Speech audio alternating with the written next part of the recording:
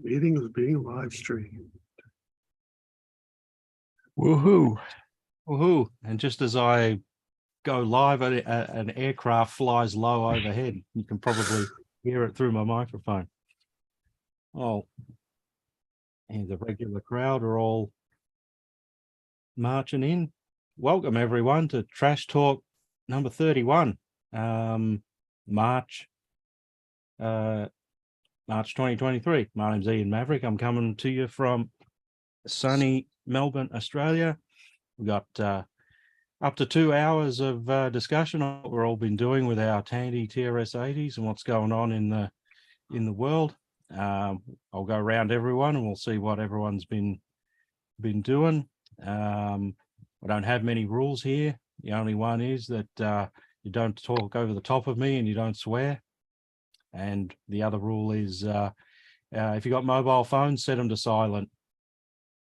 So, yep. How long's it been since the last one? 2 months, Pete? No, we did it a month ago, didn't? Sure we did. I can't remember anymore.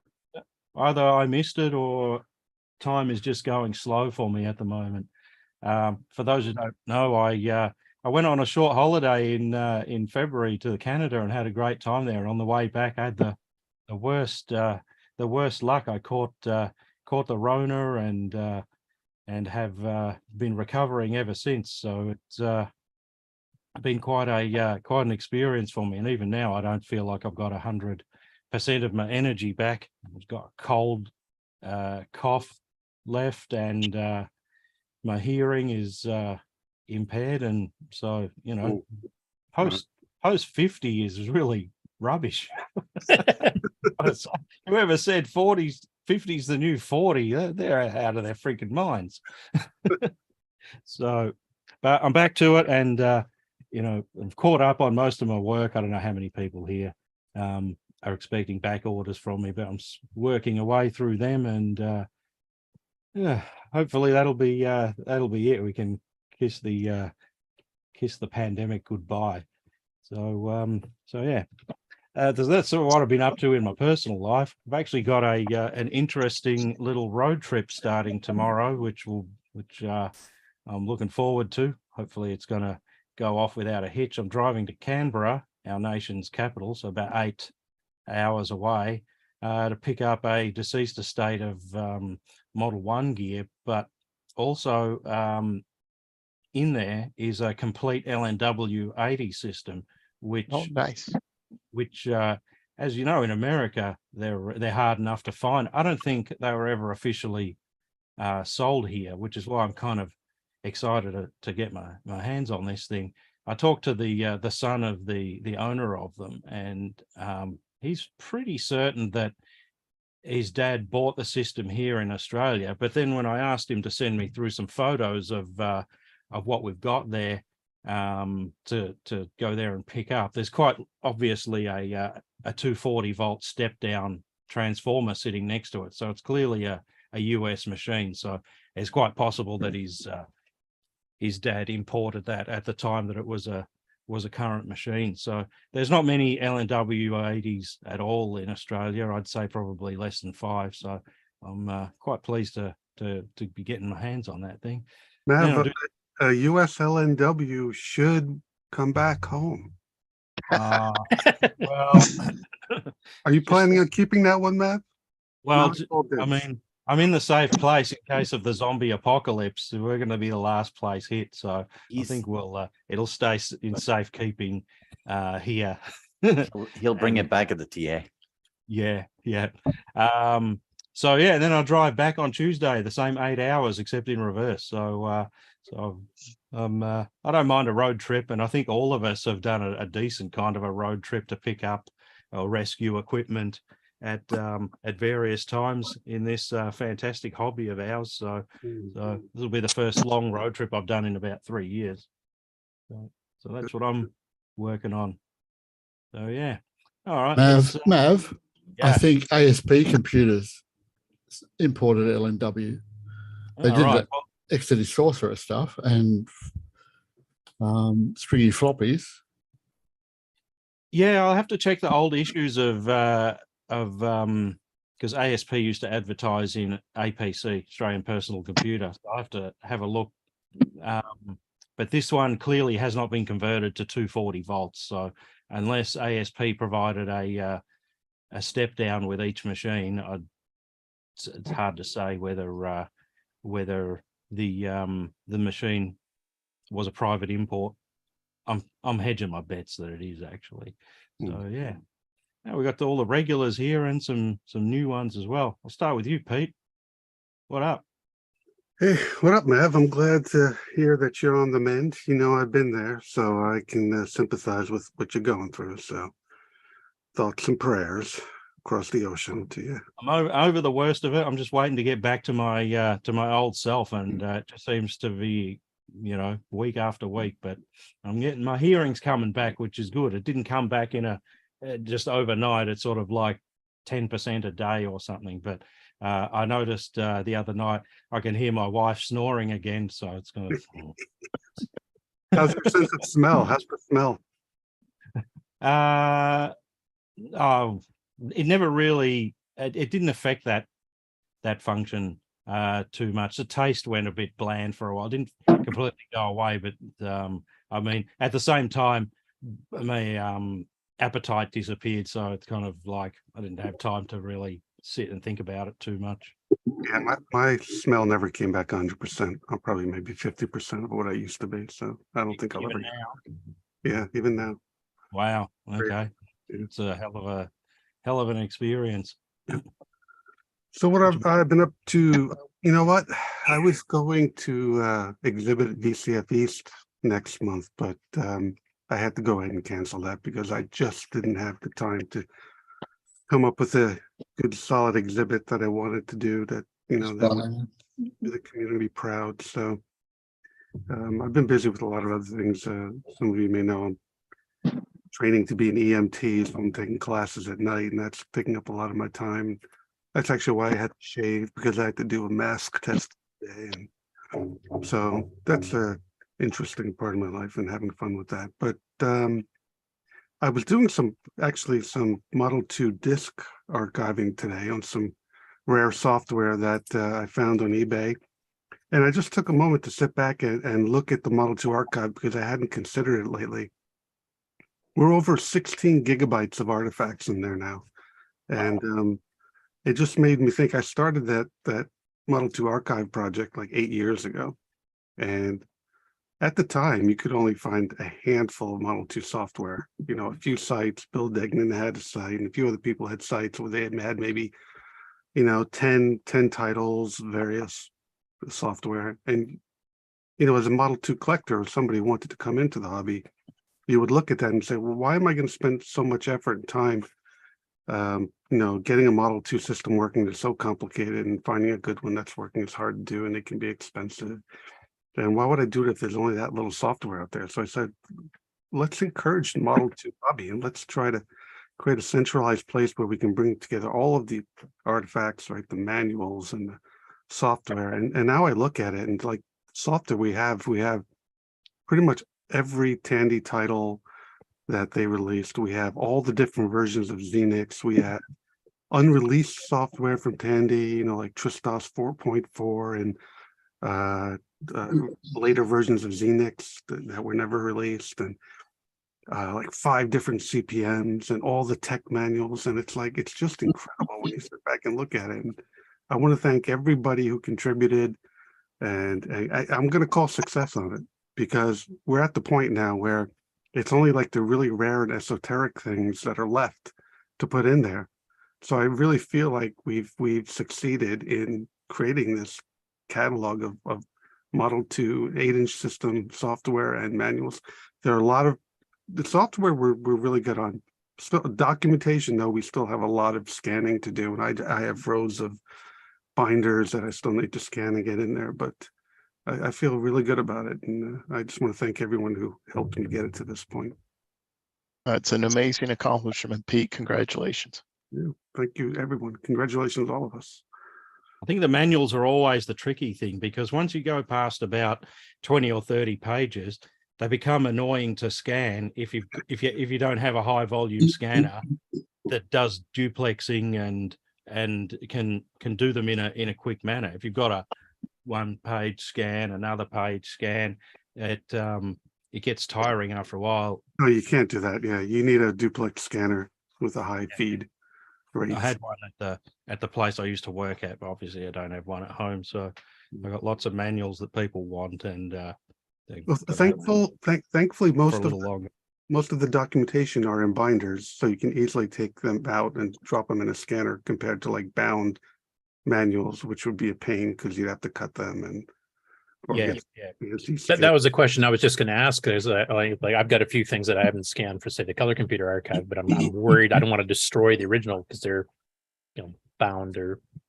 It's always a problem in that the later the stuff gets, like the Tandy 1000 and 2000 and stuff, they're more of it's bound, and you've got to kind of destroy it to scan it, and particularly magazines when Ira was doing the magazines and stuff like that, he basically had to sacrifice an issue in order to get a good scan, because some of those 80 micros were 200 and 300 pages long, so Or 400 and 450, yeah. yeah, exactly. But yeah, so yeah, oh, that's kind of interesting what you've been doing. And yeah, Pete, and I like the it's good that people got behind the Model 2, the Model 2 archive, and obviously there's the people must be able to download the images and make use out of them without an 8-inch drive. You can spend numerous weekends now just playing with Model 2 software, games, whatever you want. It's all there for you. So Gamers get behind it. Oh, that's so cool. I'll come back to you later for a Tandy Assembly report. Okay, Peter? yeah, sounds good. All right. We got a new guy here, Neil. Neil, are you there? Yes, I'm here. Let me cue up the video here. Yeah. Here we go. Hey, guys. Neil. Hey, buddy, long time no see. Yeah, long time. Yeah. What's up? You made it back safe.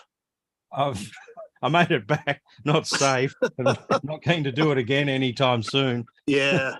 I'll probably do it again this time next year. I mean, I'm that dumb, but this has made me think travel's a young person's game. That's quite the adventure. Yeah, it was. It was. Yeah. For people who don't know you, do you want to just give us a quick 50 words or less? All right. Well, I'm Neil Blanchard, part of the Coco Crew podcast, and one of the founders of Tandy Assembly. So I'm a Coco enthusiast. The Coco representation. Represent the Coco. Yeah, that's right. Coco nut. Yep. Yes. So it's good to have you here. So because honored to be here. This podcast is all about anything, with a Tandy badge on it. Though some people think it might be just the monochrome systems, but we like anyone who's interested in these systems. So how's the Coco world going? Oh, it's going well. Yep. Yeah. Cool. What was the topic of the last Coco Crew podcast? Well, it's quite a bit of news in there. Yep. Yeah. I'm amazed that you guys can keep doing that month after month, and you're always delivering on target. I can never do that with my podcast. Yeah, our one aims to be month after month and on time, and it's never month after month, and it's never on time. But it's quarterly. If we can get 4 or 5 out a year, I think we're doing pretty good, Pete? There's nothing wrong with that. Yep. No, that's good. Good. Yeah. So, well, you and Peter are both, part of the Tandy Assembly Committee. So we've got a date locked down for it. For those who don't know, it's the 29th of September to the 1st of October in Springfield at the same old place. Same old place, same old format. We're going to have the tech track on Friday. So anybody here who wants to teach a class at Friday, start reaching out to us and let us know. We'll get you on the schedule. We're looking forward, Tandy experts, to teach the community. Where's the Tandy expert? You're coming. Do I have to do one, or can I just do the auction and the trivia? You have to do one. Oh, okay. I'm sure I'll be fine by then and have something to do. I mean, Yeah. No, I love it. I love You should going there. And I do love one on the LNW and then just leave it behind. It sounds like you don't have an LNW there, I Peter. don't. Oh, now I get it. Okay. Yeah. Yeah.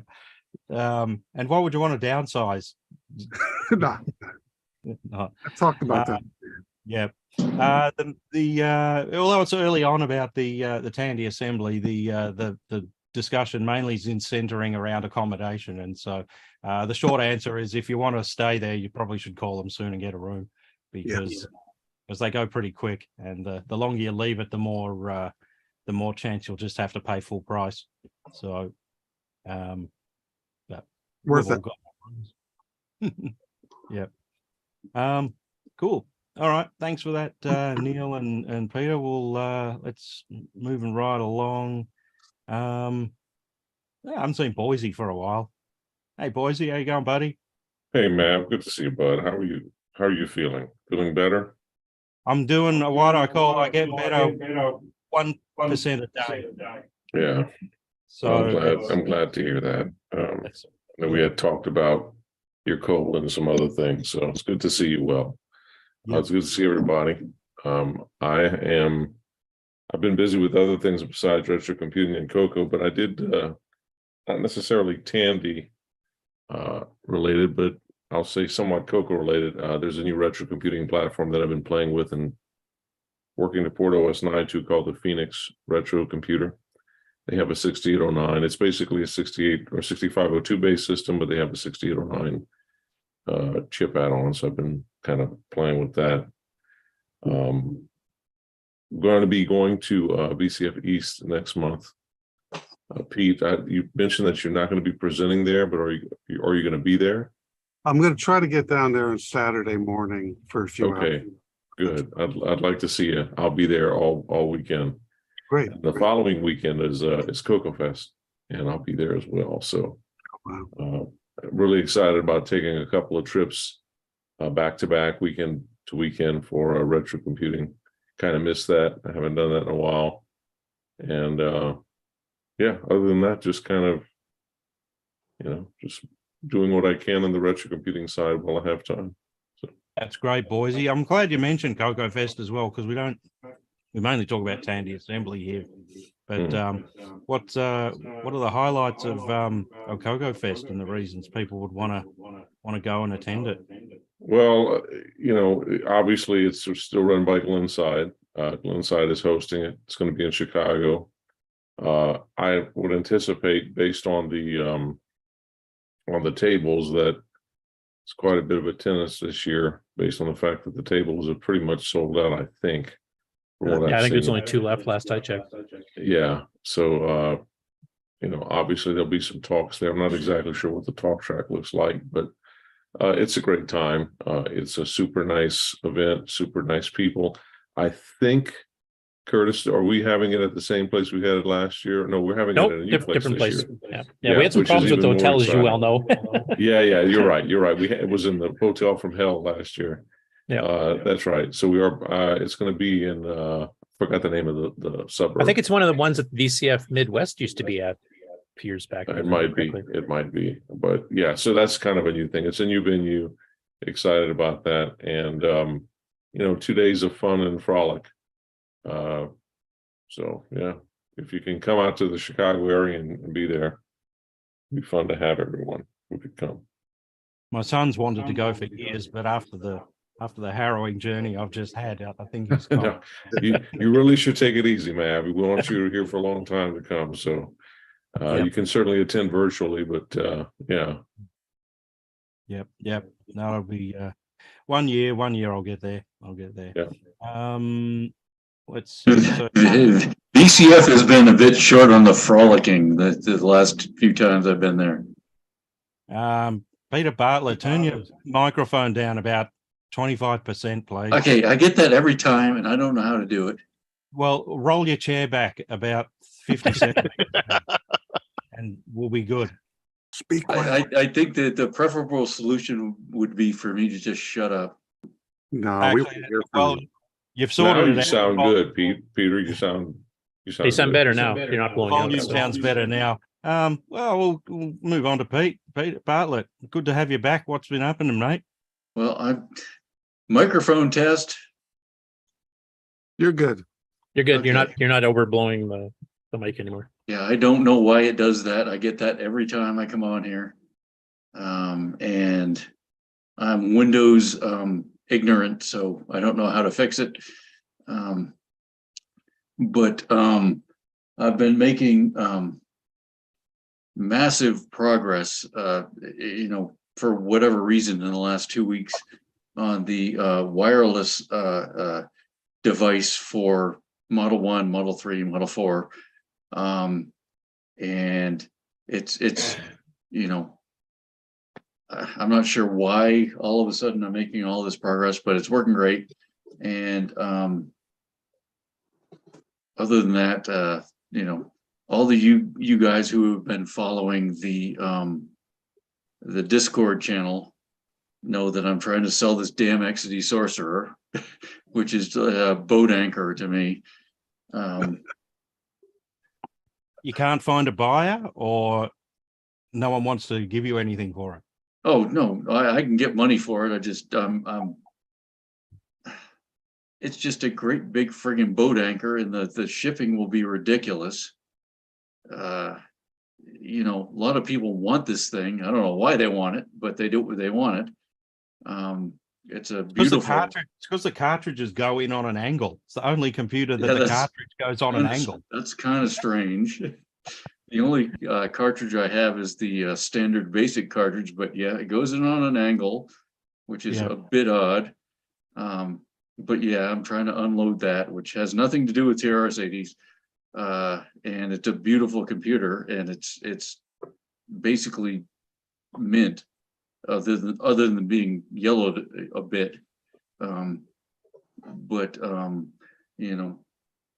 Brockbank, does that interest you? I thought you'd love an XD Sorcerer. No, I don't need another XD Sorcerer. You got some already? I've got some. Well, I had some. It sounds like more than one. Some. I know some people with much more than one. Eric wants. Yeah, true. Well, here in Australia, Peter, they're fetching 4 figures in working condition, those things. I mean, anyone who really wants it, they'll be happy to pay, whatever ludicrous shipping cost on top of that to get it delivered. So I wouldn't let that detract you from the ability to move that turkey on. Yeah, well, this doesn't have a scratch on it, literally. It's like it's almost never been used, but that has nothing to do with TRS-80, so I'll move on. And besides, he's waiting for me to break down and buy it. Yeah, you're going to. I mean, I don't have to ask everyone here because I ask every time, but I guess you come along to Tandy Assembly, yeah, for sure. Yes. Yes. Oh yeah, yeah, Neil. Yeah, Good Neil, to see. for sure. Good, Yeah. It's by the way, Bye, it's good to see you again, Neil. It's been a while. You too, Pete. Yeah, Yes. just waiting for the political situation to let him over the border. Yeah, Exactly. the Coco prototype is still in the works. Oh, I'm excited. Yeah, I mean, it's I'm not going to name names, but Grumpy X, who know who that is still trying to make me to tear out the VGA section and just make that a product. Awesome. Not a bad idea. Some people would like that. It kind of is a bad idea because you still have to have the friggin' FPGA. Yeah, true. So if you have that in there, you might as well do the full thing. Yeah, it should have Ethernet. It should have all that stuff, right? Yeah, it makes sense. Yeah, the floppy controller and everything. You might as well go the full mile. That'd be incredible. Yeah. So why don't you add it to your list, Peter? Why don't you add it to your list of things you're making a ton of progress on? I haven't touched that thing in 3 years.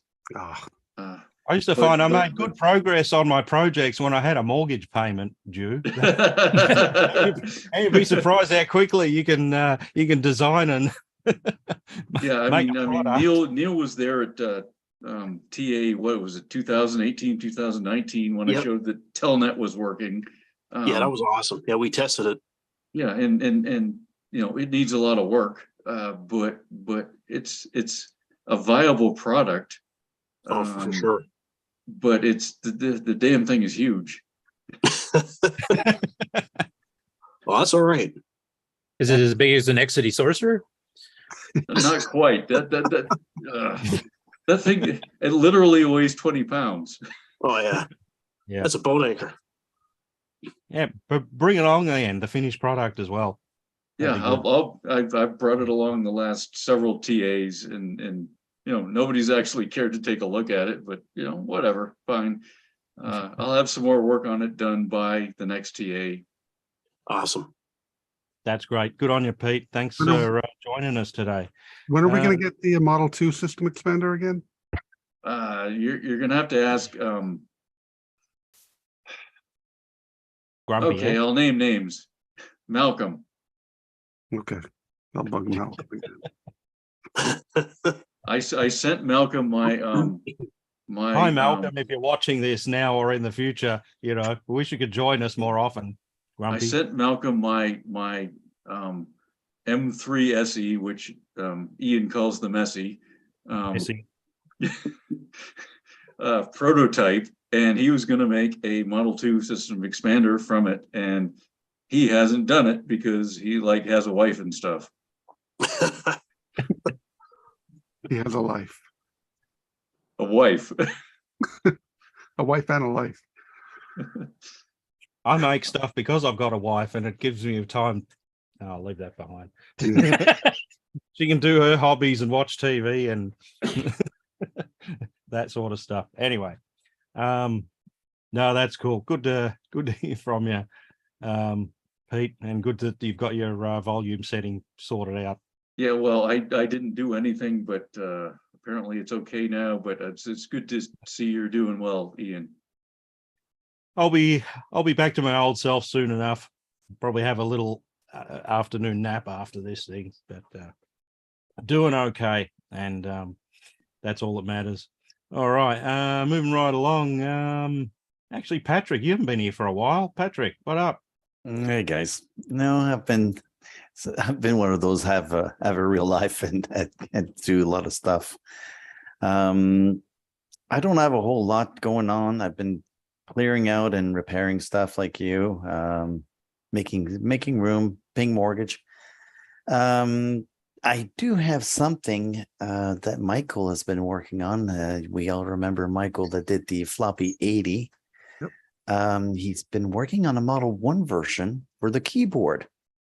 I don't know how to share my screen on this program. I know how to do on Teams. Very bottom, there should be a share screen button. There we go. Hold on. Let me bring this up here.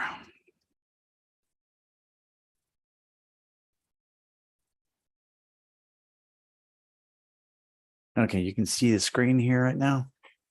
Yep. Okay, there's blank screen. Give me a second here. So he teased me the other day, so I'm going to tease you guys with it as well. Basically, let me move that up here.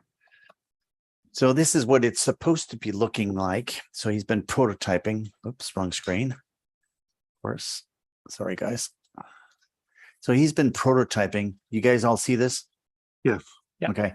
So he's prototyping it to be plugged into the Model 1 directly into the keyboard. It'll have the extended of the 32K like the expansion would have, and it would have 2 drives, I think. He was talking about. He's got some issues with weight timing and stuff on the bus, but he seems to be making progress. I talk to him about once a week. That's one picture. That's the other look, what it's going to look like.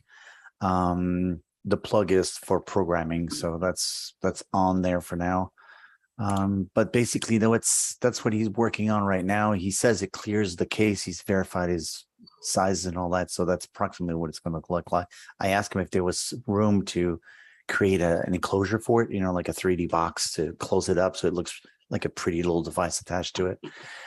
I haven't gotten the dimensions yet, so I don't know. On my side of things, I've been working on getting a Model 1 after I sold all the ones I had. I recuperated another one because I'm going to be, testing it. So I have to get a Model 1 working. And I've been having some video issues with it, but again, life work. It's been Maybo Tim has been helping me on Discord to try to troubleshoot it. There's something going on with one of the chips. Is not bad, but and that's it for now. That's all I have. That's amazing, man. It's a good looking little jigger. I hope it you know, can be ready so we can have a look at it at Tandy Assembly like we did with the floppy 80 last year. If you can get it done, but you know, it's summertime, so now he's in gear. It was wintertime, he doesn't work on anything. Well, he works in the wintertime, but in summer he stops. So we're getting, you know, April, May, June. I'm hoping he's going to get it, at least give me a final product that we can torment and test.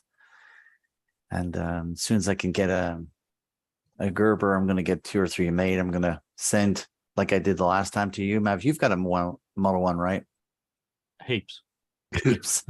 I want to know, because I don't know if the, you know, with the 50 hertz and all that, if it makes any difference or not internally on the board. So I figured I'd ship you one. I usually give one to Ditman, and where's Joel? Okay, he's down there.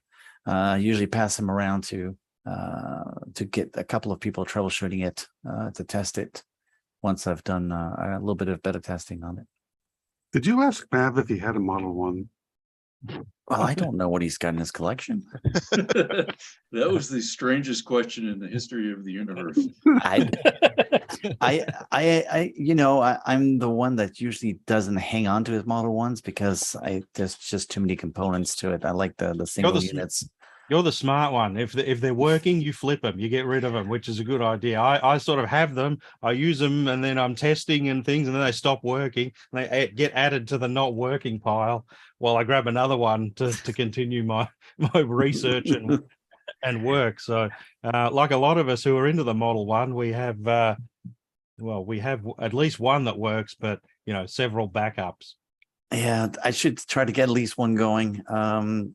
Joel is going to help me on that. He's going to be coming down to Houston in the 20th or so. And he says he's got a Model 1 board that I'm going to purchase off of him. So that way, maybe that one works perfectly. That way I start doing like you guys and I have more than one. Yeah.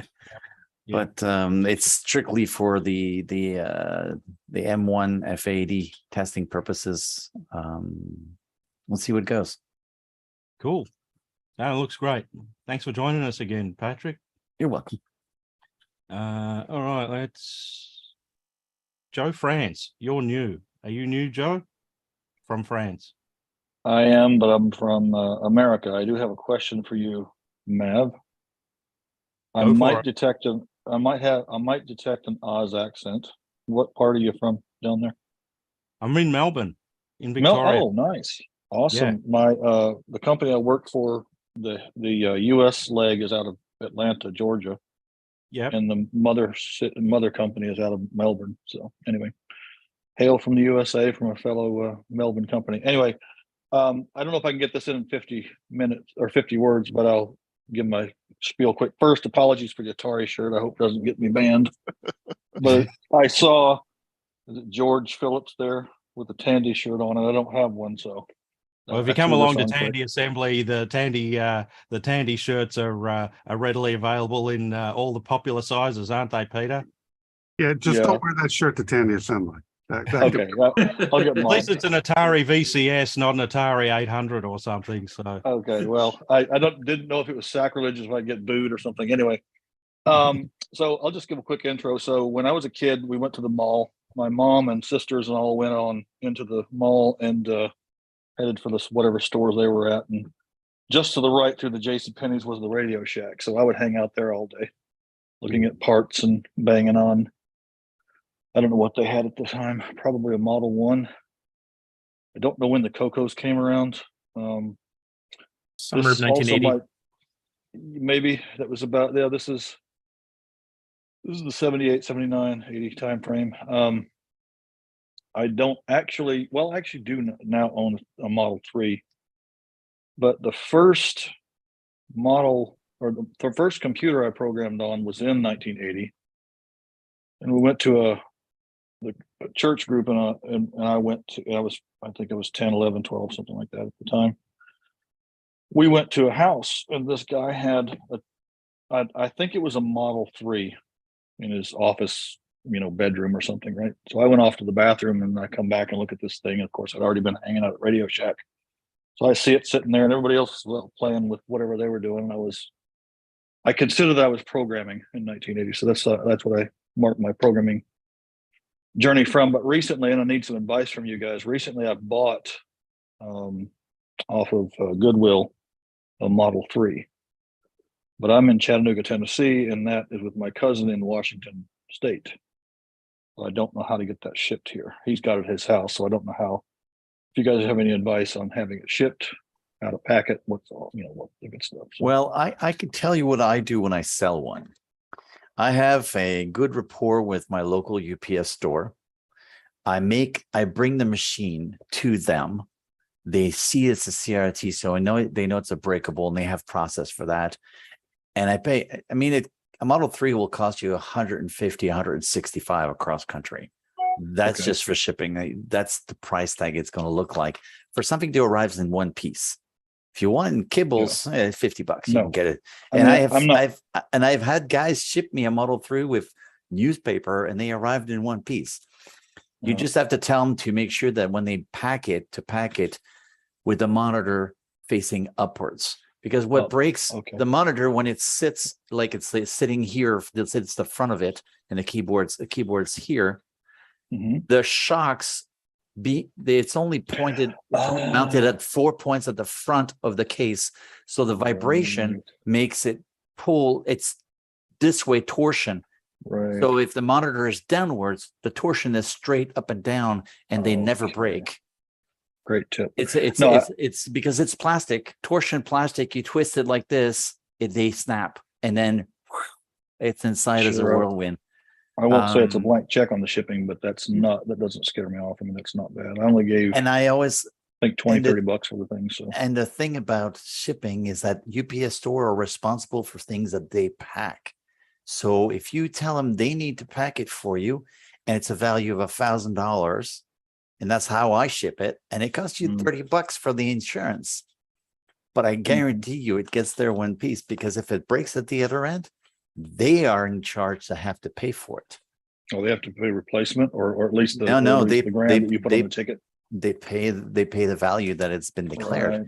It's a vintage machine, therefore it's a collector's value, not a sell. Yeah, that's the way I do it.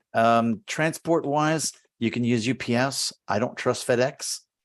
And another one that I found that I've gone through, and of course, Texas is kind of flat, but I've used Greyhound a few times, successfully. Well, the thing is, Greyhound, the box is packed. They take it and they just slip it under the bus. They don't lift it.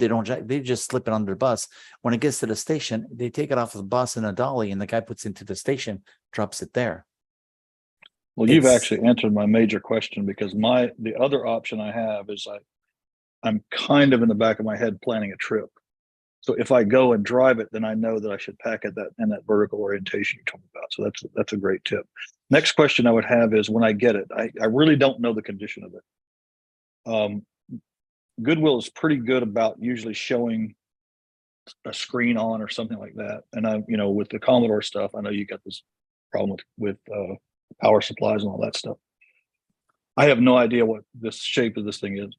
If I get it and plug it in, is that okay? Should I not plug it? Like, what should I check first? If it doesn't look like it's been in a barn, as in like it looks like there's rat droppings and crap all over it, and it hasn't been in the back of a cupboard with an old salami sandwich, which, could have roaches, whatnot. I normally open it up outside of my house to make sure there's no garbage in it. But usually that's not the case. The barn finds are easy to see how much crud there's laying on top of the keyboard. Those are usually an indication it's been a mouse involved.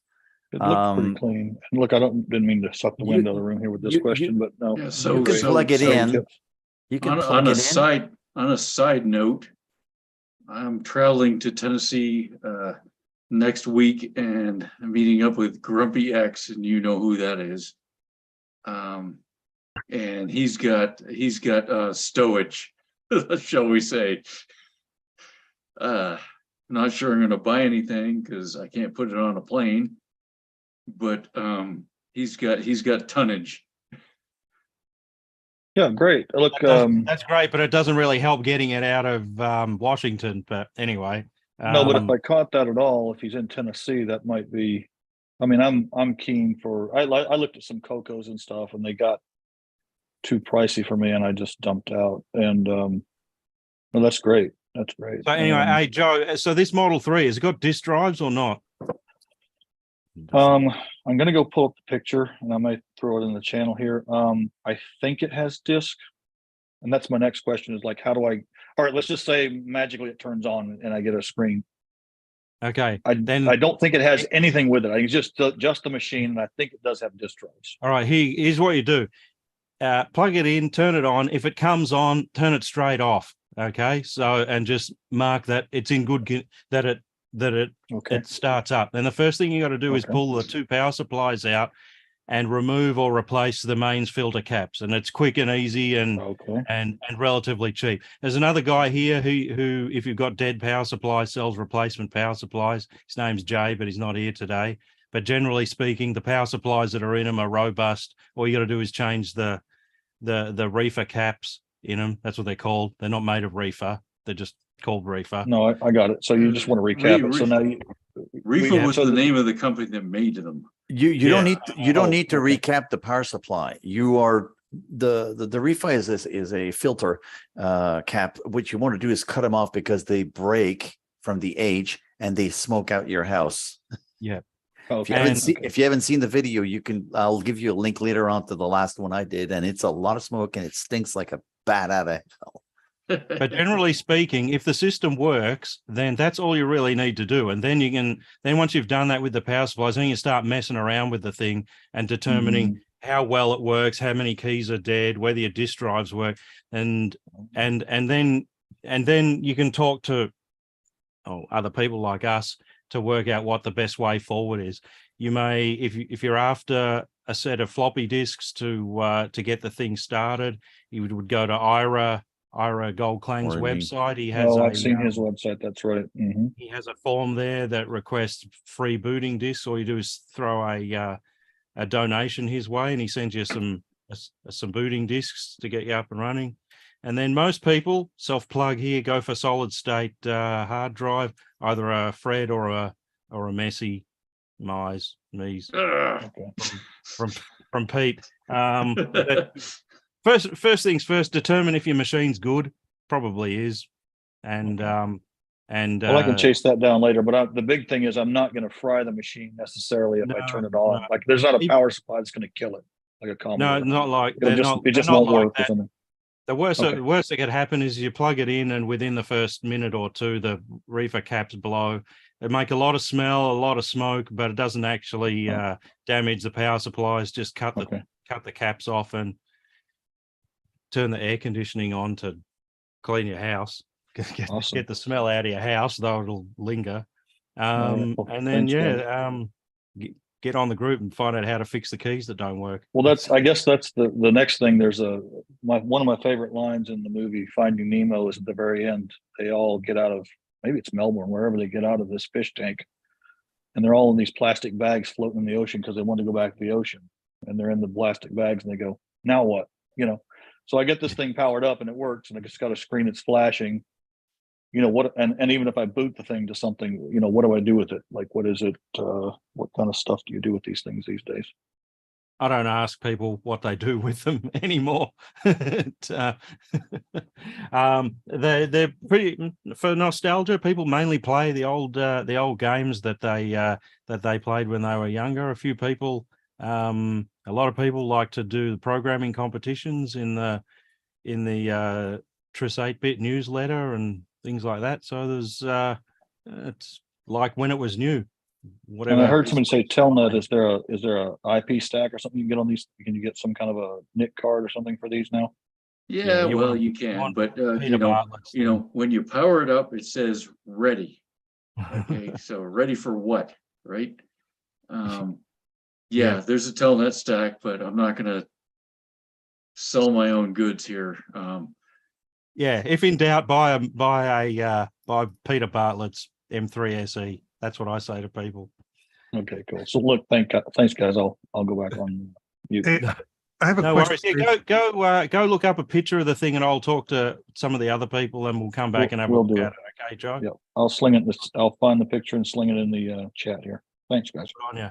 I have a Thanks. question based on this conversation. So I'm not an electrical engineer, but when I deal with reefer caps, I replace them with a similar item. But I hear a couple of you saying you just snip them out. What's the implications of running a TRS-80 without the filter caps? I personally think it'll be fine.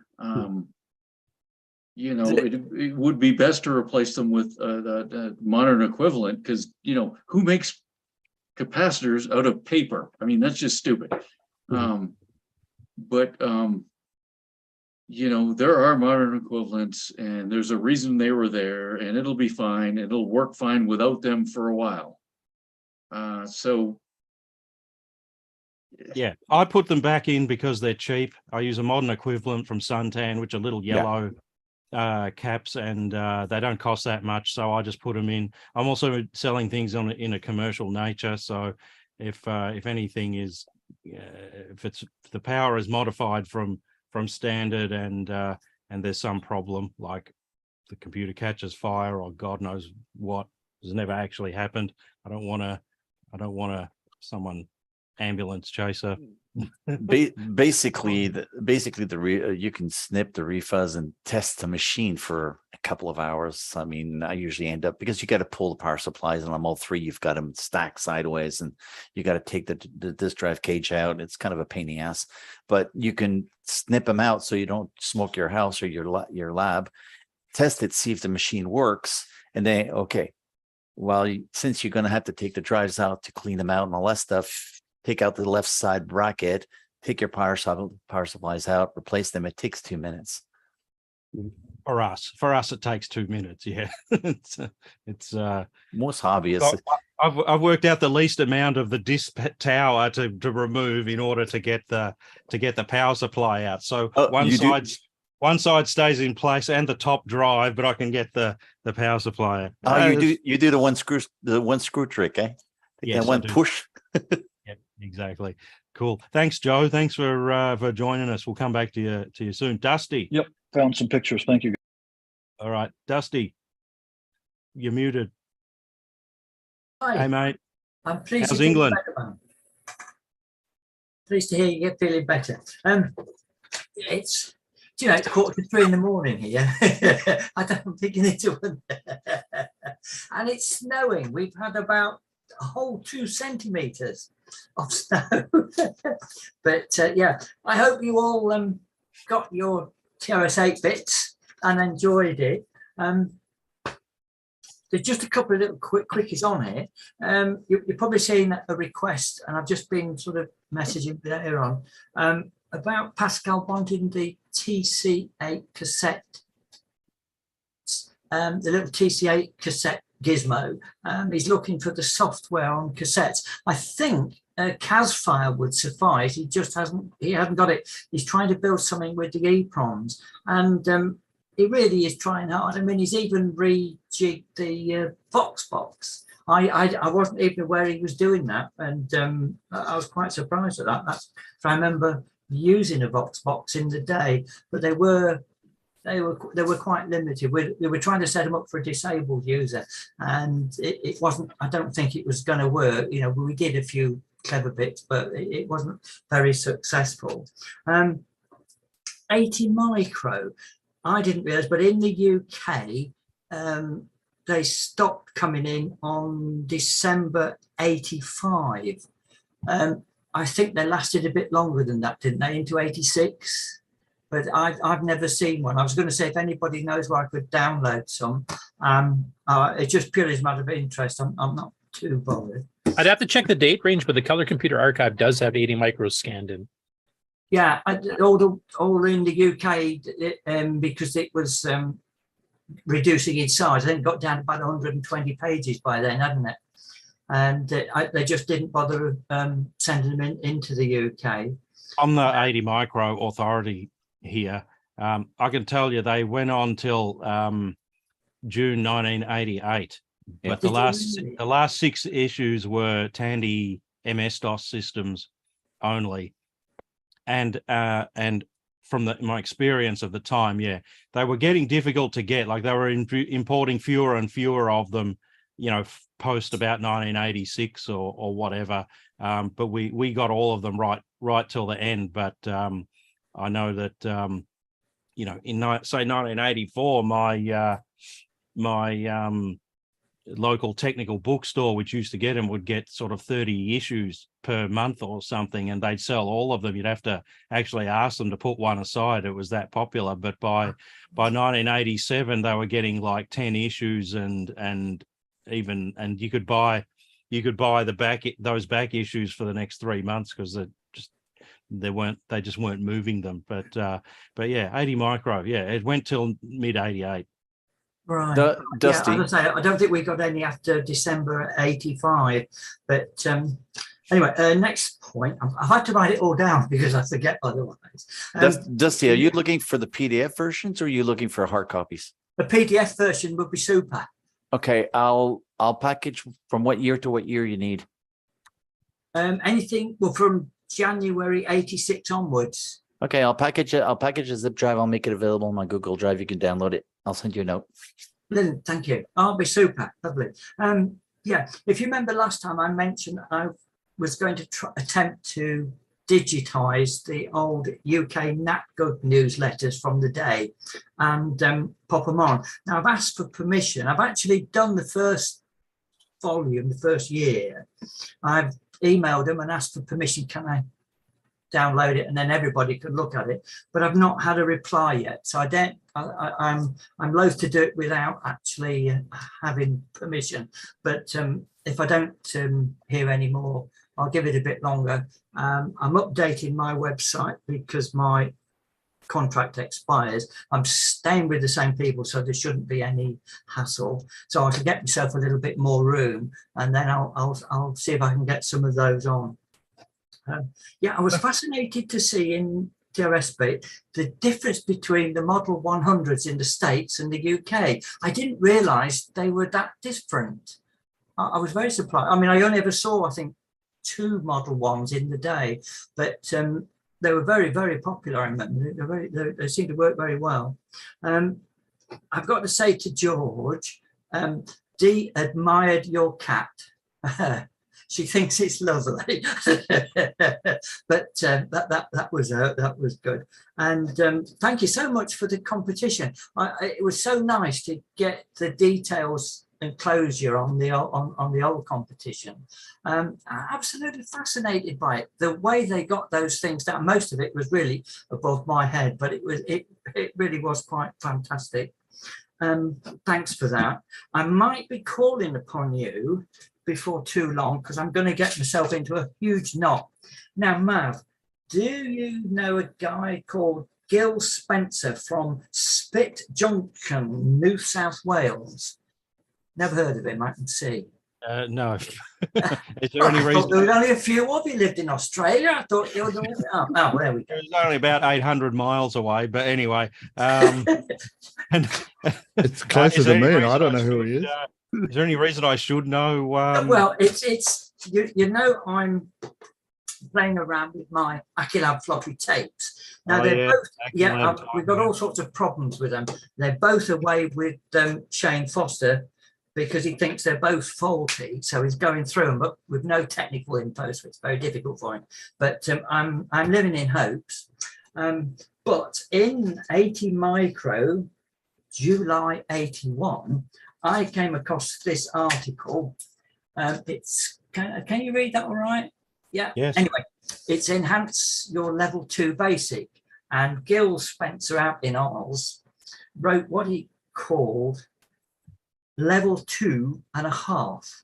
And I hadn't seen this until somebody came to my rescue and told me all about it.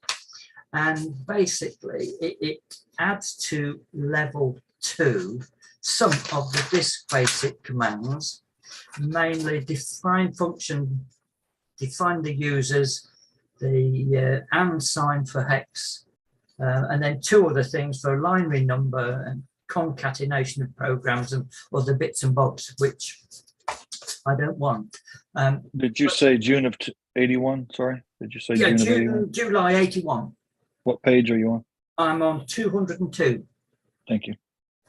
Okay, and it was quite a fantastic article, and it will mean, hopefully, we could start to emulate what was on the Actilab, something which was called XPath, Extended Basic.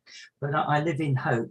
But I can see I'm going to get myself into deep water, George. So please, could I call on you if I need to? Sure thing. Thank you. Anyway, that's it. I won't hold the show anymore. But thanks for everybody who sent in contributions. It's been really brilliant. I say we've got 90 odd pages, which is quite astounding, isn't it? Really, for a magazine that's dealing with 40-year-old computers. But yeah, I'm looking forward to the June one. Yep. No, that's fantastic. I think we've got the next issue, Peter, to examine in our next podcast, June 1981. Ah, that's right. Yeah. All right. Well, thanks, Dusty. Thanks for joining us. And that's a good segue to George. Just one comment on Dusty. Dusty, I'm still waiting for an apology from Pascal. Oh, right. I've only had emails from him. I've never spoken to the guy directly, but he's in France. He's French, isn't he? I don't think French apologise. They're like our royalty. They never apologise. They never. May I also mention how much? May I also mention how much we appreciate the TRS-80 I know newsletter? Yeah, but he really has done an awful lot of work on this re-engineering stuff. I mean, give the lad credit for that. You can't deny it, can you? He's rough on the edges, and I'm French, okay, and I find him rough on the edges. So I don't even know how you guys find him, but yeah, he's kind of snappy in the way he talks to people. Yeah, I get along fine with him, so I don't know. Someone has. I mean, he's done an awful lot, hasn't he? He really has put a lot of effort into it. But anyway, we have to get along. There's too few of us to start falling out, isn't there? Really? Exactly. He got mad at me when I banned him from the VCF forum. So yeah, I think you're probably forgiven now, Pete. I would imagine. All right. Yeah, George. Cool. George, how's Peter? Is he all right? Oh yeah, he's fine. He had a conflicting supper today, so. All right, good. As long as he's all right. Yep. Cool. George Phillips. Hey. How is Limpy going anyway? Is he back walking normally? He's back walking normally, yeah. Yeah, it seems to be pretty much done. Oh, good. Good to hear. So. All right. For those who haven't read it yet in TRS 8-bit, we've got a new competition for this year. So George, you have the floor. Yeah. So this year the competition is going to be centered around writing the tiniest Z80 disassembler you can. And like last year, you only have to write a certain subroutine, and I've tried to define the actual disassembler output to make it kind of a level playing field, and so that there's no variability in implementations. The hope is that we'll see some disassemblers that come underneath 1 kilobyte, which I think is achievable. It's quite a lot to the Z80, so it's a bit. It does add up when you start to try and disassemble the entire instruction set. And for this one, you can enter, of course, Z80 programs, but we're also allowing 6809, 6803, and 68000 in case anybody's keen on that. It turned out the last competition, we had one 6809 entry, so maybe we'll get some more this time. And they'll get the pleasure of learning about the Z80, so I can't see why they wouldn't want to. Can you write it in BASIC? Nope. Sorry, BASIC. Sorry, BASIC, yeah. Well, I should pass on a couple of things I saw in the YouTube chat here. One important mention about the Model 3 and Model 4 is when you're taking the top off, be very careful not to damage the CRT because the neck is sitting at the back there. I had seen that, if that's directed at me, thank you. I had seen that in one of the videos. And it scares me thinking about taking that off. It's not too bad, but it's one of the sort of common pitfalls. There's also a mention from Lee that the reefa caps are just there to stop the power supply from putting noise out in the AC line. So since we don't have over-the-air TV anymore, it's not really an issue. And I've seen the ham radio guys argue back and forth about it.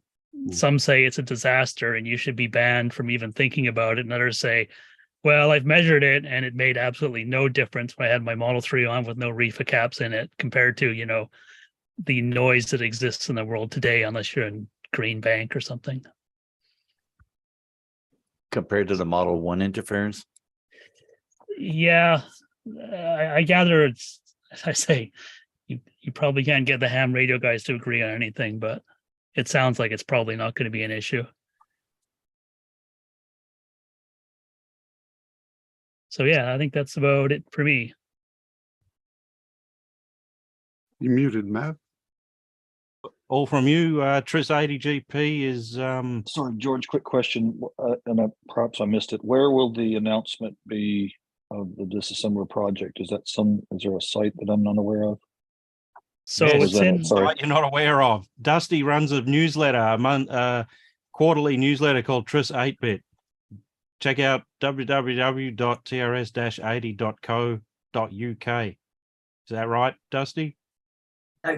No, it's www.trs-80.org.uk. I always get that wrong. Yeah. And there's a competition page on the website, and there's all the details. And that, I think George is going to send me some more soon, and we'll expand it with a little bit more detail. But all the actual sending the stuff in and everything's there. Yeah. So yeah, there's about 15 odd years of this crazy newsletter, averaging 90 pages an issue. So there's a lot of reading there, and we added competitions. When did we start doing competitions, Dusty? About 10, 12 years ago. We just started our 17th year. Yeah. So we have I can't even express how much we appreciate the newsletter. It's brilliant. Yeah. Hey, thanks, Dittman, for the post. I didn't type that as he did it. Thank you. Yeah, I'm keen to look at that. Thank you, guys. Cool. Okay. All right. Moving right along. Vernon. Hey, Vernon. How's things? Looking forward to Tandy Assembly? You're muted. Yes, I am. Great. Oh, cool. I'm looking forward to it as well. I'll probably be finally recovered by then, so I just need another trip to make me sick again. But I get to put my cool suit on. What's new in your world, Vernon? Well, I finally got the Max 80 version of multi-door scoring. All right. Nice. And I'm now just documenting for myself what those changes are. And I will send it out for sure next week. Looking forward to that. Awesome. Vernon, you have a Max 80? Yes. Very cool. Very cool. I can't find my double-sided drives though. I had a double-sided 40 on it when I last had it up and running in 1998. And I wasted an awful lot of time looking for them. It's in my pile of mess I have. Oh, no way. Have you got a mess pile? Yeah. None of us have that anymore. Okay, I'm among friends then. I was feeling bad about it. Yeah. Somebody mentioned they had a wife and a life. I've got both, and she looks at me askance a lot of times. What are you gonna do with that mess? So I'll tell her that I'm among friends anyway. my answer is, I could have other other worse hobbies than vintage computers, like drinking to excess or recreational drug use, but the vintage computers is probably preferable of those. So that's what I do. And she made one grumbling to that effect once, so I think I skated on that one. I don't know. She didn't like all my classic cars at one stage until she started looking at them and sort of realized, Jesus, there's quite a bit tied up in those because I've kept it for so long. And so and that has a newfound appreciation for my ability to collect stuff. You can't complain about a hobby that keeps you in the house. Yeah, I can, but anyway. There was a while there for about 3 or 4 months where anything would hit the door on UPS. She said, what is it now? The big cardboard box. So. Yeah. Yes, when I used to work for a company, I got all my stuff delivered at work. That was the smart. There we go. Yeah, smart move. Okay, Vernon. Is that all for this time? Is that anything else? That's all for this time. That was enough. It took me 6 months almost. Thanks for joining us again, and I look forward to catching up with you in September. Right. Yep. L. Curtis Boyle, first time here? It's been a few years since I've been here. The last time I was on, Nick Morendi's was on too. So that's a long time ago. I can't even remember Nick being here. So yeah, what's new? Well, for those who don't know, I'm one of the co-hosts of the Coco Nation, formerly Coco Talk. I'm kind of the news anchor. And actually, I wanted to come on and talk about the transition a little bit because I know you guys had some questions about it on a previous episode. And I also wanted to address the fact that our shows are 4 to 5 hours long, which you're not wrong. But basically, we're trying to organize show notes and trying to organize a show so there's chunks that are related to certain topics, like you'll have games in one part and maybe some programming in the news and stuff. So if you guys want to skip stuff, we usually try to get the show notes up on the YouTube channel. So if there's stuff that doesn't apply to you, like if you're not a gamer, then skip that entire section and just continue on type thing. So I also run the Coco Game site. I also am and kind of one of the main guys on the Nitrous 9 Ease of Use project. We finally got out of beta after 6 years. So that got released at the beginning of December. You can get that on my site, lcurtisboyle.com, the letter L. And I've got a bunch of Coco stuff on there. I was going to do a demo of it, but I think we've got enough panelists here. I don't want to extend the show any further. So, but yeah, basically I've been working on multiple projects. I have just got out of my rush season with work, so I'm kind of back onto things. So I'm working on more documentation right now for Nitrous 9 Ease of Use. We've got the tech manual updated and we've got the windowing reference manual updated, and I'm currently working on the commands manual. We're also doing a transition manual for people that are coming from the 3.30 repository version of Nitrous 9. I'm basically explaining what all the differences, changes, bug fixes, et cetera are. That's currently in proofing with a couple of people. One of the main things in Nitrous 9 I've been concentrating on for the 1.01 release we're starting to work on is I'm trying to speed up Basic 09, which is the Pascal-ish style BASIC that Motorola and Microware, basically co-authored at the same time they were designing the 609 chip. And I've gotten James Jones. If Boise was still here, I'm sure he'd tell you about it because James used to work at Microware at the same time that Boise was there. And he's been helping me do some debugging and stuff. So I've actually managed to squeeze a couple % speed increase in some of the real floating points and functions. Actually, on the 6.809, of course, we do the 6.09 stuff too on Nitrous 9 as well. So there's quite a bit of speed up there, of course. Yeah, so just basically, I'm trying to get back into things after about a 2-month busy period of work. I've also been working with another YouTube channel, a Twitch channel as well, called Chronologically Gaming. So if you're into gaming, what he's trying to do is he's trying to go through all video games, whether it's home console, home computer, or arcade, right from the beginning, from 1972 Pong style thing, and working his way chronologically through. So he's covered a ton of TRS-80 Model 1 games already, and some Model 3 games here. He's into 1981 right now, and I've been helping him do the research on the Coco side of things because that's my game site has a lot of that same information. So been quite busy doing that, trying to figure out what are real release dates. That's one of the reasons I was asking on the Discord you guys have, what time of the year were the official main catalogs and computer catalogs released, because they'll say something like, coming soon or something like that, and not giving a specific date, but at least it kind of narrows it down somewhat. But I don't know what the release schedule was. I kind of remember the main ones were kind of in the fall, like August, September. But the computer 1st was generally the release date of the Radio Shack catalogs. Yeah, well, the computer catalogs in particular, they issued those 2 a year for a while, didn't they? If I remember understanding right. For a couple of years, yeah.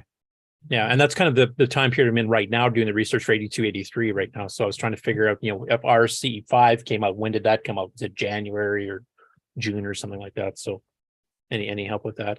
But yeah, I can come on again, at some other time when there's not so busy here. I don't want to keep you guys going past 2 hours or anything. So Curtis, just to do a little demo. you mentioned he's going through every Model 1 game.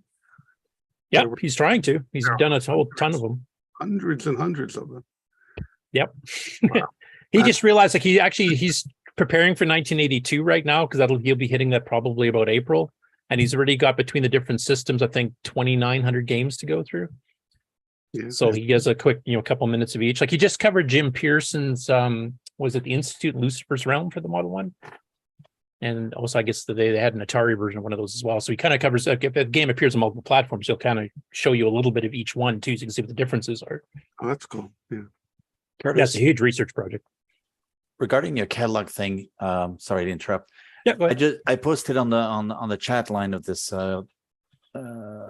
Zoom there's a well-known Radio Shack catalog website. Yeah, that's where I've actually been using they've got almost everyone, so you'll be able to pan out exactly.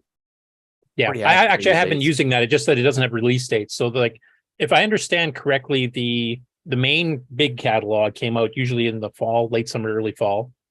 And then I think the first RC one came out fairly shortly after that, because most of the time the changes of anything additional is fairly small. And then there seems to be like probably about a half-year gap for the next one. There's a ton of new stuff in, and that kind of comes about half of the year before the main catalog. That's kind of what I've figured out so far, but my memory's not good as to when I used to pick those up at the actual store. Did they ever improve the interface on that RadioShackCatalogs.com website? Yes. It was always so clunky. They changed it. Oh, cool. I got to check it out. Yeah. I like the fact they have the old Intercom magazines, like the internal Tandy staff ones, because there were some hidden bits in there I discovered that I had never heard of before. Like Leo Christopherson, who's quite famous for doing games on both the Coco, like Killendathu, and of course stuff like Android Nim and Voyage of the Valkyrie and stuff on the Model 1. I guess he was planning on doing a second Coco game and already started it. They even had a title for it, and they mentioned it in that Intercom magazine. Never came out. So I don't know what happened to it, but that was a little bit interesting bit of history. But they got some pretty cool stuff in there. Unfortunately, sales figures is one thing I still can't get out of anybody. Mark Siegel won't tell us, and there's nothing in after the first couple of years of the Coco. I have no idea how many they sold. Are you looking at the Australian games as well? Yeah, he's covering. I don't know if he's done too many Australian games yet, but he has covered some from the UK. He's covered some from Germany. He's covered some from Spain. Of course, Canada, the US. I think he's even had one or two from Brazil already. He's trying to cover everything he possibly can. Now, one of his exceptions is he's not covering educational games, because that's a whole separate market and a huge amount too. And he's more of a traditional gamer. He doesn't want to be educated, I guess. And they're boring. That too. Most of them. There's a couple that aren't too bad, but yeah. Well, so that's my big research project. And then of course I'm still working on Nitrous 9 and getting ready for the Coco Fest, where I'll be doing a seminar on Basic 9 and Nitrous 9, just like we did last year, except we're going to try to cover some programming tips and tricks this time. Last time we were just covering like what we've all added. If you got the original level 2 manuals from Tandy and Microware, all the stuff we've changed, added, fixed up, sped up, whatever. That's what we covered last year. This year we're going to be covering tips and tricks. I gotta say, Curtis, you mentioned you spent some time optimizing. Was it basic on OS 9? Yeah, Basic 9 on under OS 9. Percentage points faster performance. I really I want to give you kudos for that. I really appreciate someone who has that kind of passion to do that. It's the second round for me doing it. I was doing that with the 639 when we first did Nitrous 9 as a commercial product back in the early 90s, and we sped that up. Well, depending on the function, sometimes it was like twice as fast, but that's the advantage of the chip. But now I'm trying to retrofit some of the stuff on the 6809. And there's some little hints I've seen, like I've had to disassemble it by hand because there's no source code that I'm aware of it out there. And there's a few spots where it looks like they were planning to do one way of calling some of their functions, and then they changed it to have it become a sub-function of another function, but it only has one sub-function. So it's kind of wasting time going through this extra parsing round. So I'm probably going to end up eliminating that and trying to get it back to the more streamlined version. And we've crunched the size of it down on both CPUs. I think RunB right now is about a K less than it was originally, which is the runtime portion of the package. Cool. Curtis, you thinking of coming to Tandy Assembly? Unfortunately, Tandy Assembly happens to be a time of year that is my busiest time of year for work. So I'm going to have to either wait till I retire, which I don't really want to wait that long, or I'm going to have to try to prearrange with all of my clients to wall out some time. COVID really hit my business hard as far as finances go, and it's just starting to recover now. Because I'm in the event ticketing industry, and of course everything was shut down. You weren't having concerts, you weren't having sports events or anything else, and it's starting to come back. But in the meantime, a lot of them went to digital ticketing only. So I do more of the physical stuff, the souvenir style stuff, and that hasn't recovered as quickly as the general industry. So well, it's good to hear that when I had time to do it, I didn't have the money. It's just kind of. Yeah. I had the opposite happen during COVID in that being vintage computing and online arbitrage. It's my sales went through the roof during COVID, and it's still up there, but it's sort of mellowed out a little bit. But yeah, that's the most work I've done in Nitrous 9 in years was during COVID because I was sitting here with nothing else to do. So yeah, it'd be good to come along. It'd be good to see you there because we do need good technical talkers who can speak well like yourself, talk about stuff at the Tech Talk thing. So you'd be welcome there for sure. Yeah. Well, as I told John Linville at Coco Fest last year, because thankfully that's the time of the year that I'm not that busy. I said I will make it out there. I just have to try to arrange things, and I've got clients in the States and Canada I've got to deal with and try to work something where I can basically take a week off and not have to worry about trying to catch up on work and staying up until 4 a.m. in a hotel room or something. Cool. All right. Thanks, Curtis. All right. So we're an hour and 15 in, so I'll try to get through a few more people in our allotted 2 hours. Let's go for Joel waving at us there. Hi, Joel. What's up? Yeah, no, I just wanted to show off the loot from Alpine. And it drove out. It's a 14-hour round trip out, so I figured the folks would want to see what all came out of that trash pile because it was literally on its way to the trash. So I was like, well, how much for all of it? And he was like, all right. So let's flip this camera around. There we go. Oh, I've had to consolidate it all up here in the room, so now I have no space. But yeah, I've got 3 disk systems here that came in. One's got 3 drives in it. 2 of them have 3 drives in it. Yeah. How's your back holding out? Yeah, it's feeling it for sure. Definitely moving up here. These ones kind of got moved around. This one's got 2 in it. Yeah. All CDC drives. Wow. Pretty neat. And then yes, machine gun. Have you started up the Daisy wheel printer yet? I have not. The Daisy's murdered. It's got missing teeth, and it's probably not. This stuff was kind of stored outside for a little while before I could get out there and get to it. Sound like a machine gun. I bet. I imagine. This has got to go. By the way, please feel free to PM me if you want to. Yeah, I don't know if I don't mind boxing it up and shipping it, but good Lord, the shipping is probably going to be. I mean, it's not too bad, but well, Peter Sasinski needs a Daisy wheel printer too, don't you, Pete? Joel, did you ever reinforce the floor? Because you got those heavy disc units in there now. I'm worried. Yes, we're going to see. Yeah. See what the room does. Doesn't need a Daisy wheel printer as much as it needs an LNW. Yeah. But yeah, if anybody wants Daisy wheels for an LNW, man, PM me and get a hold of me on Discord and we'll work something out. This is what I went out there for. The 16B. It was so funny because I was reading the listing and he listed it as a model 168, and I was like, that has to be a 16B, and sure enough, you can't. Yeah, barely make it out. So I could see where he got the 168 from. Did it come with the keyboard, Joel? Yep, it did. It's downstairs It's downstairs by my desk. But yes, it has so many of those out there missing the keyboard. It has it's interesting. I went to look at the badge because I didn't know what the badge, if it said 16 on it. It just says microcomputer. It doesn't indicate what it's for, but it's the 6000 keyboard. So I thought it was really cool. Yep. Got the full size modifiers on it. And then of course, 1 Model 2 and 2 Model 2s. But that was on its side. Once I get it up on the table, I'll try to open it up, look at it. They have all 4 cards in them. So they're both 4 card systems. They don't have anything special that I could see. I've not got to look at the power supplies yet. He didn't give me any keyboards for him. I'm assuming they just weren't around, or maybe he didn't get them. This one looks like it's also spent some time sliding around on its face a little bit. But yeah, 2 Model 2s, Model 16B, 3 disc systems, and then this thing. Oh no. It's okay, I guess. Hey, Patrick, have you ever wondered what a red computer would look like? Well, now we know.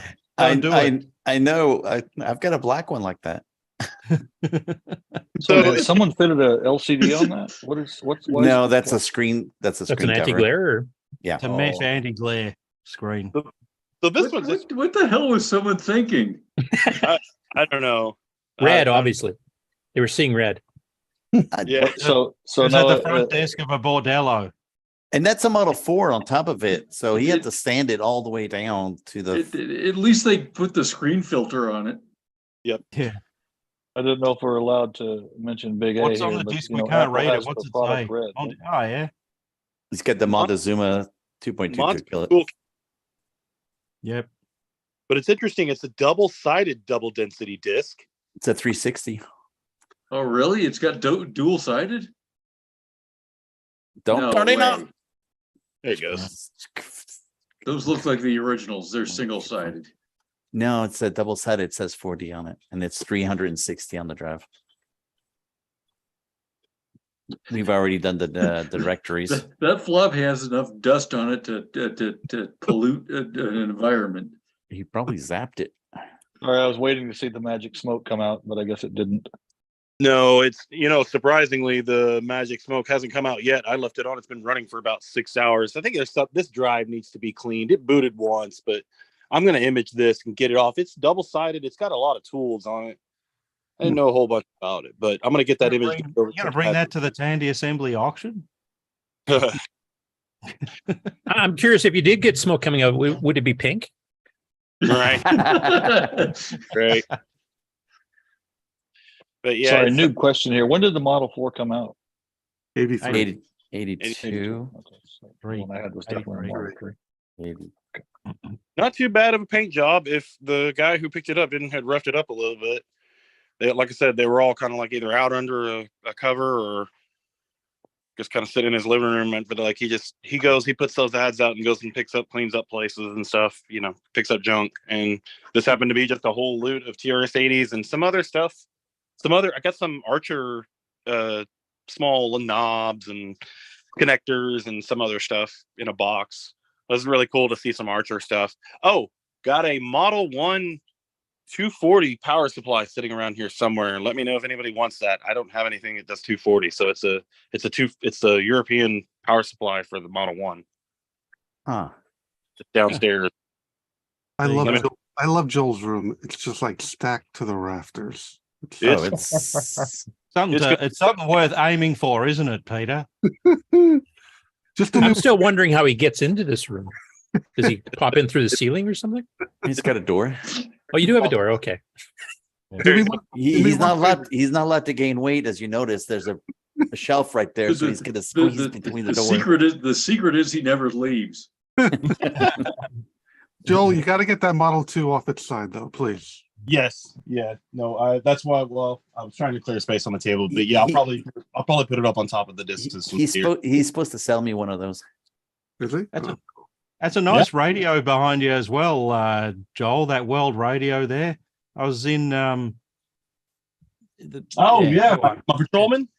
Yeah, the patrolman. I was in Canada in February, and Neil and I went to a e-waste facility, and they had there. I picked up for $5 a realistic astronaut Mark 8 world radio from 1971. I plugged it in, it works. So wow. They certainly built that stuff to last, but it's so funny finding stuff from the space age era that all the companies put their names on things, and so it's very similar to that, probably a little bit chunkier knobs and things, but yeah. And then in Canada they had one during the 60s that actually had a line for the listening to NASA launches. They actually had like a blue line on the VHF to listen to what channel they were going to be. Mm-hmm. They're really rare to find, but I've seen somebody that had one and I went, oh shit. The UHF is blue, so that's interesting. The two VHF, air high and low. So Interesting. I haven't tried those channels, but it works. It works great. I use it to listen to AM radio because nothing else in this house has AM radio even built into it. So probably lasts forever, that radio as well. Those patrolmen were rugged, that's for sure. All there's right, an Joel. $20. Yeah. Yep. Thanks for talk. that. Thanks for joining us. It'll be good to catch up with you at Tandy Assembly again.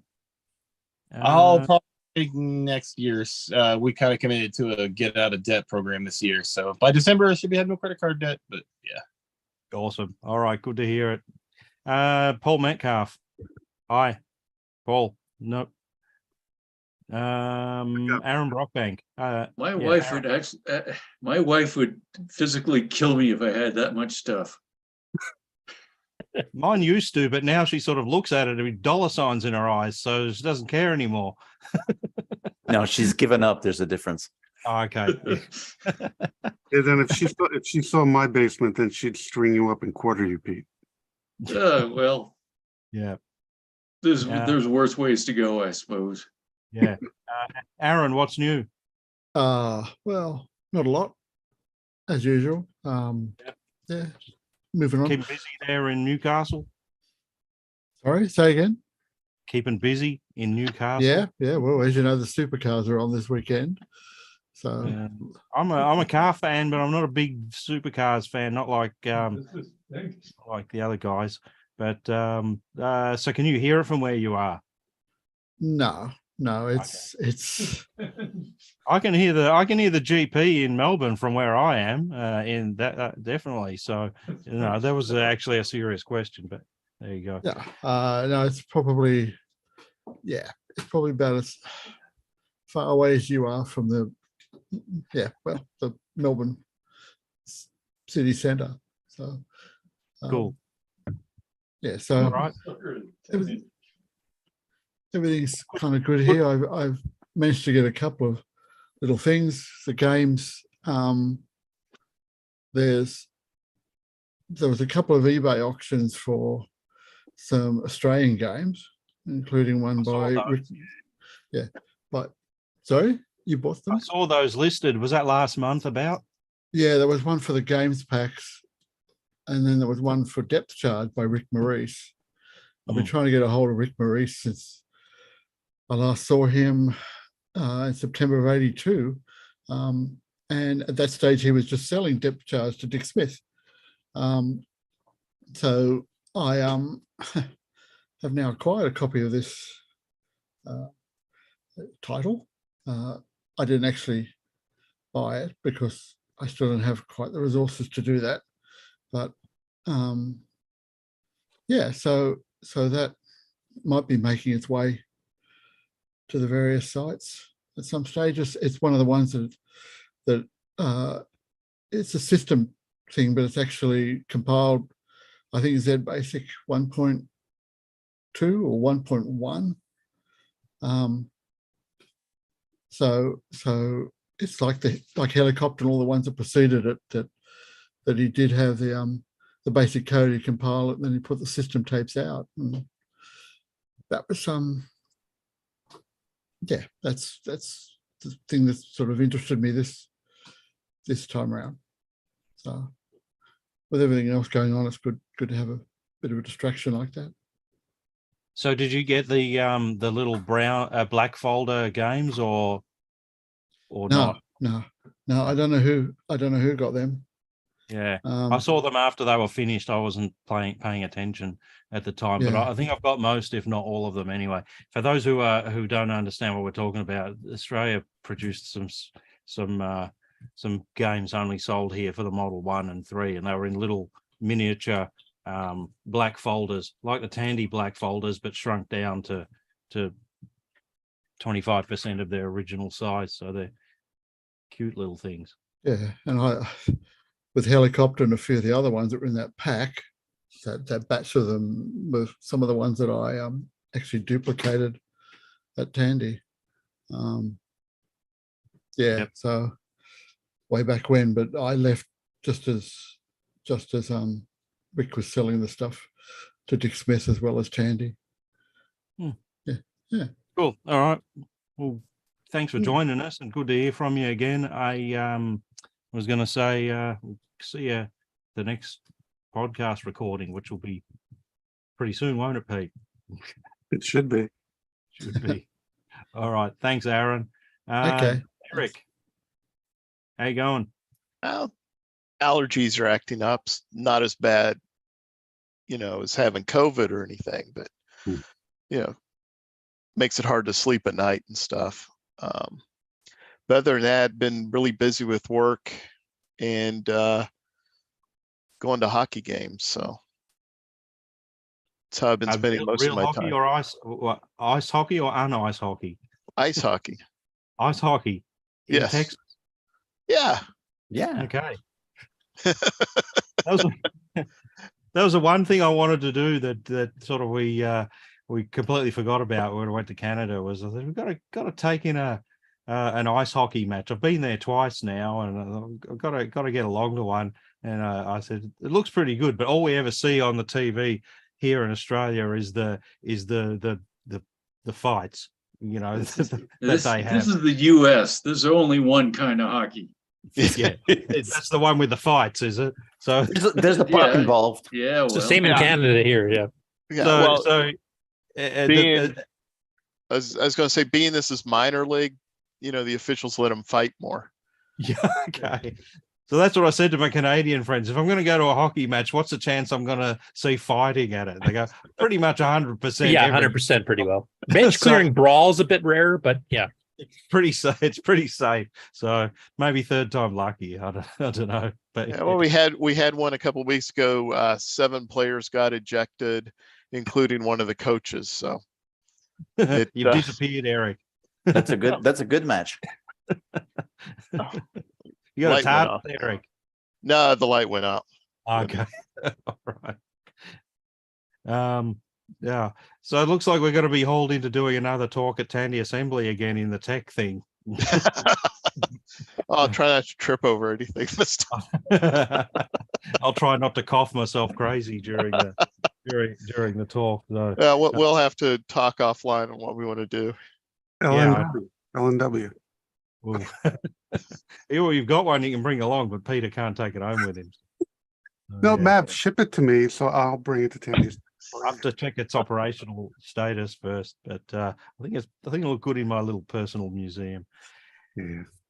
All right, Eric. Good that you could join us. Nice to see you, Quinnan. Hey, mate. Hey. Sorry it's taken so long to get to you. Well, somebody has to be last. I think I'm the last. I think we got Paul. Hey, Paul, welcome back. Oh, he's back. Okay, he got pulled, but not. Yeah. Okay, well, I'll be second to last. Okay, so I had 3 things. First one, really quick. Does anyone have a TIAC FD50 manual? I found the schematics online, but I haven't been able to find a service or user manual for it. A TIAC what? FD50. Checking. Go on. Okay, so the second thing is I talked about this on the troubleshooting channel on the Discord. I had problems where my drives were acting all flaky and weird on my Model 1. And I couldn't figure out why. They were working and then not working and working and not working and all sorts of weird things going on with them. Well, today, for the first time, I made some good progress on it. And so I had another expansion interface I had in storage for the last 20 years. That was given to me. I never ever hooked it up or anything. So I dug it out. I said, what? I'll swap that one out. So I brought in that other EI, used its power supply bricks, used its floppy drive cable, and hooked it up, and it had the exact same problem. I'm like, what the heck? How could that be? How can that possibly be? So I thought about it for a bit and figured, wait a minute. Well, I've got my EI hooked up to my MEAS, and my MEAS is connected to a VGA converter that's driving my HDMI monitor. And, I've run the MEAS before without the monitor stuff, and it's like, oh, okay. But I said, maybe it is electromagnetic interference. So I left everything basically identical with the alternate EI, pulled off my HDMI monitor, put my 12-inch black and white original Tandy monitor back and the problems went away. So somehow that HDMI monitor I have, or the VGA to HDMI converter, is spewing enough electromagnetic interference to cause my drives to scramble in weird ways. And the problem is, every time I do something on my desk with this setup, the problems would change and move. So I think cables moving around and such would make the problem worse or a little better and such. So, so at least I have a major variable finally nailed down. It's still not working perfectly. You know, I still don't have the dual drives working, but that could be just, I changed so much about the drives, different drives, trying to get them to work. So I want to sort back through that, but at least I nailed down this major variable that was scrambling everything. And I have no idea why it was splattering so much. So I'll miss having my HDMI monitor, nice big 27-inch HDMI monitor for my TRS-80 Model 1, but I got to do what I got to go back to that little size. But hey, at least now I know what's going on. So I suspect it's the VGA to HDMI converter, but I'm not positive in the mix. So at least like I said, the big variable I think is finally nailed down. So yay. And it didn't require a scope.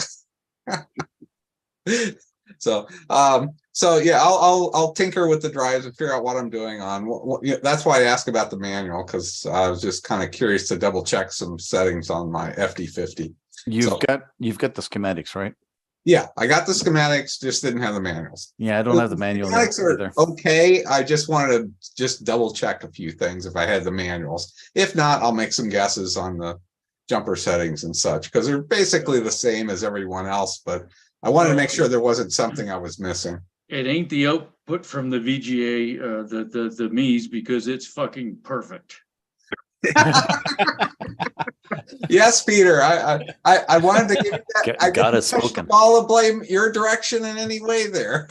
You know, because I didn't have any suspicion on it, and it works just fine with the black and white monitor.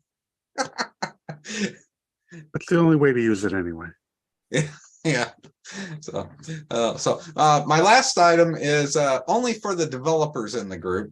So anyone else can kind of snooze a bit. I've been messing around with GitHub Actions. That's a way to automate building and such on your GitHub repos. And I've made a lot of progress. I basically consider my whole experiment done and ready for use. And so I'll be releasing my DMK utilities and other software using this GitHub Actions I developed. And so with this GitHub Actions, how I have it set up is I can auto build my software with cross compilers. So one button click, it will go and build for all 6 platforms. So x86, 64 Linux, you got Linux 32 and 64-bit for ARM, you got MS-DOS and 32 and 64-bit for Microsoft Windows. And so it's just click, and my cross compilers roll in and build all the platforms simultaneously, and publishes the release all with a single button click in like a minute. I don't even have to use my own computers to do it. But and how I do that, I also build cross-compile containers, you know, Docker containers for my for these build environments. So I don't have to build up the whole cross environment every time I do a build. That took the build time from like 3 to 4 minutes down to like a minute using these containers. And these containers can be either be used through GitHub Actions, or they can be used on your local box, so you don't even have to install the cross compilers. You can just call the containers directly, the compilers in the containers, to build your stuff locally on your own box, as long as you can run Docker containers. So, so all that fun stuff I've got, like I said, completely working and ready to roll out to my various software pieces. So if the developers want any more info on that stuff, you can send me email at qbarnes@gmail.com. Mostly give my email so the YouTube folks can hear it. But the GitHub Action stuff, I'll put a couple of links in the chat so you can see how that works if you didn't want to send me email first. That was it for this time. Hey, Quentin, quick question. I never thought about this, but I suppose there's a TRS-80 or multiple probably TRS-80 Docker containers. Never thought about looking that up. Like, and if there is, what do they do? Oh, well, this is for building utilities for manipulating DMK files that I've written. Sure, okay. And eventually for the Catweasel CW2 DMK. That one's a bit harder to do because I didn't do its build environment, and I'd have to sort of gut it and flip it upside down and around to have it build this way. But my other DMK utilities just build with normal GNU make and such. And it was they're already set up to cross compile, except I have to do all the building of the binaries manually. Except now through GitHub Actions, it's just click button and it does everything. It's in the automatically these days. I assume, as I think about this, almost certainly there's a 6809 or 680X. Yeah. Docker container I could spin up. Cool. Thanks. Yeah. So yeah, if you've got the, if you're talking about running on like with Docker containers, yeah, you can set up cross environments in these containers, and then you can just call them whenever and share the containers. Anyone can grab my containers and use them for anything they want, not just having them like with my build environment, either locally or through GitHub Actions. And some of them are kind of a pain in the butt to get set up too. So these containers throw everything together, and because I had to learn some of the cross compilers, I have to run Ubuntu 2004, and other cross compilers have to run 2204, and that's really hard to do on one machine. So I could never build all the platforms simultaneously before. So some of them I was building a certain subset of the cross builds, and other ones I was building other subset of the cross builds. But now being able to have these containers and be able to split the work environments on different OS builds, I can do them all at once at one time. So all 6 get built, done. Awesome. I'll email you. Thank you, sir. Okay. Quentin. Yeah. I sent a link in the chat. I found you'll have to query if they still have it, but a webpage that's called Odd Mix Books. They actually have the TIAC Model FD 50 reference manual from TIAC. It's a 32-page book. So it's dates from the 81. They only want $10 for it. Email them. I never dealt with them before, so I can't give it a good reference or not. I would click on the email and ask if it's still available or not, but the date on it is recent. So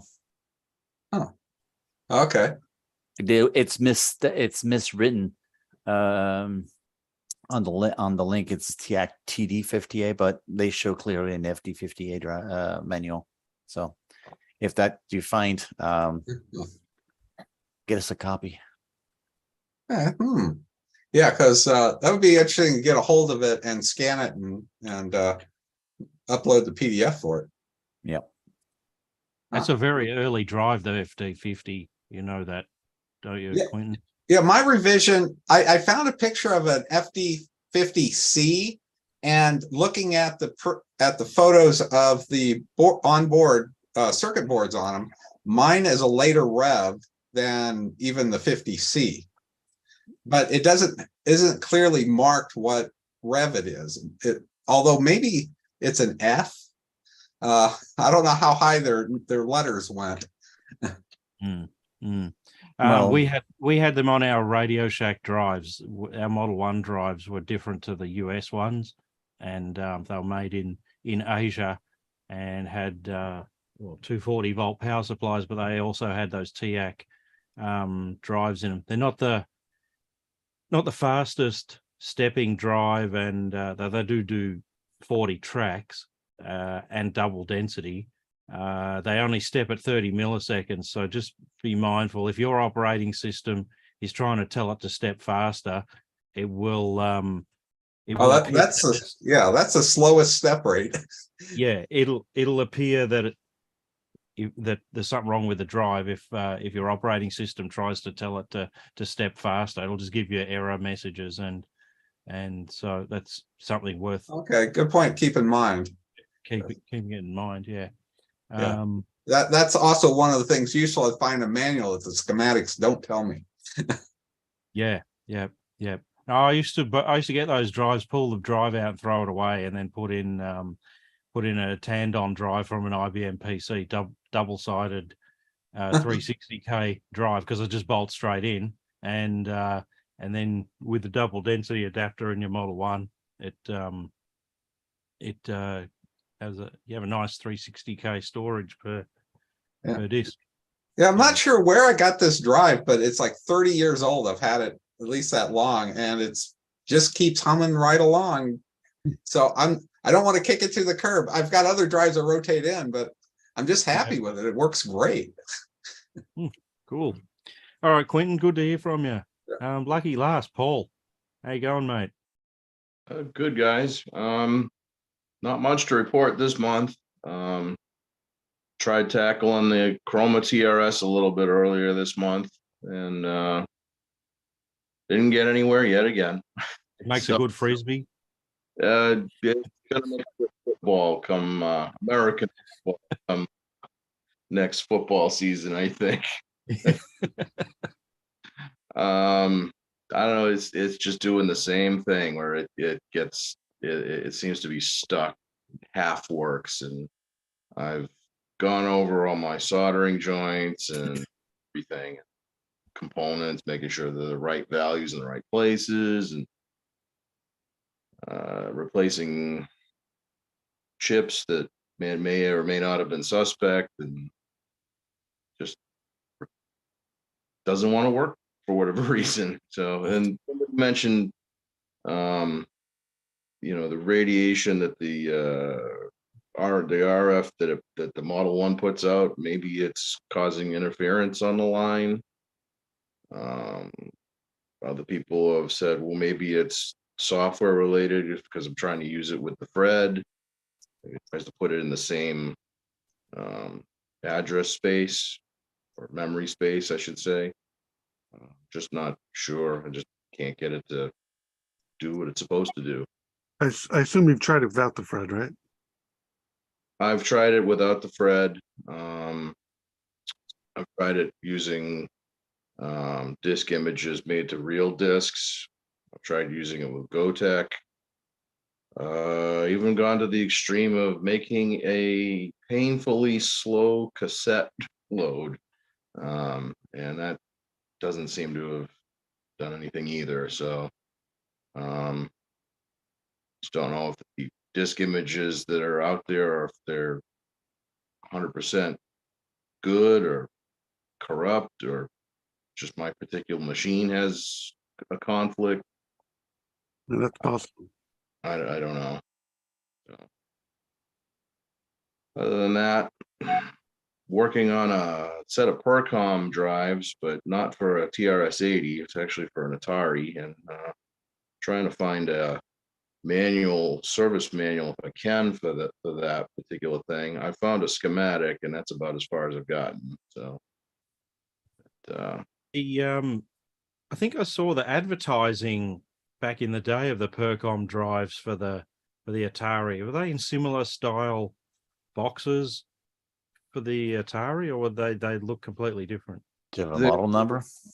They're very similar to the Model 1 and Coco floppy drives as far as casing goes. The exception being the master drive is a little wider in order to fit the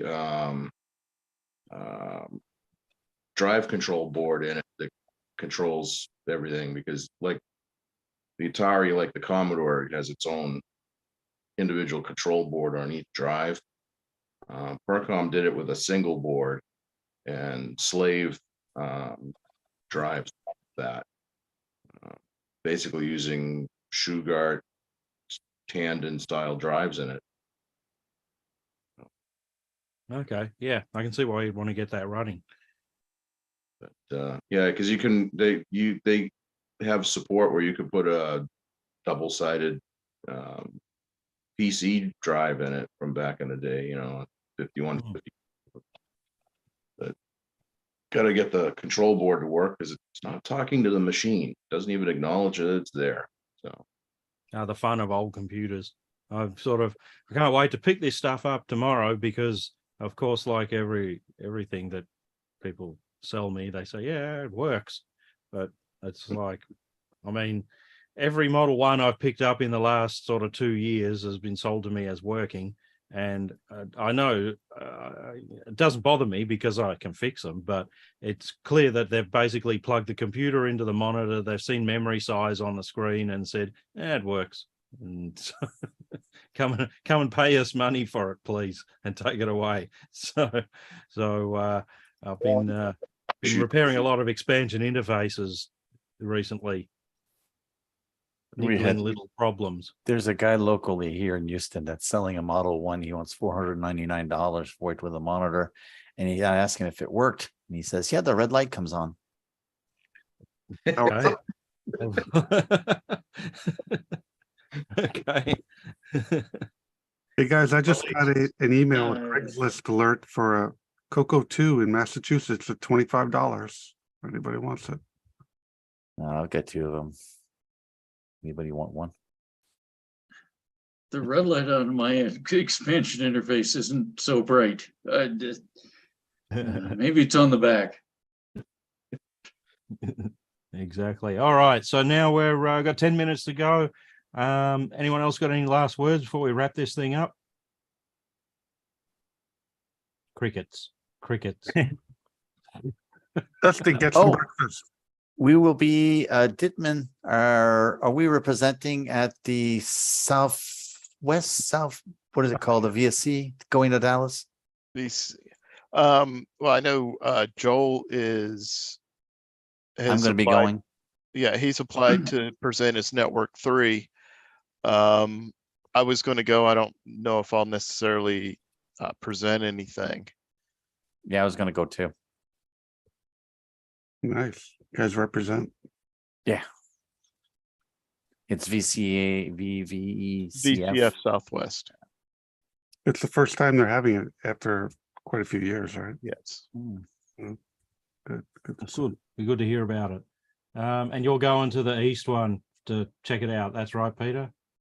I'll be there for a few hours. Yeah. Cool. Make sure you take some photos. All right, everyone. I think we're done. Any last words, or we're going to wrap this thing up? Thanks for staying up so late, Dusty. Yeah, I told him to get breakfast. I know. Exactly. All right. Go and shovel the 2 centimeters of snow on your driveway, you know. All right, guys. Thanks for joining us. We'll see you next month, okay? Yeah. Bye, everyone.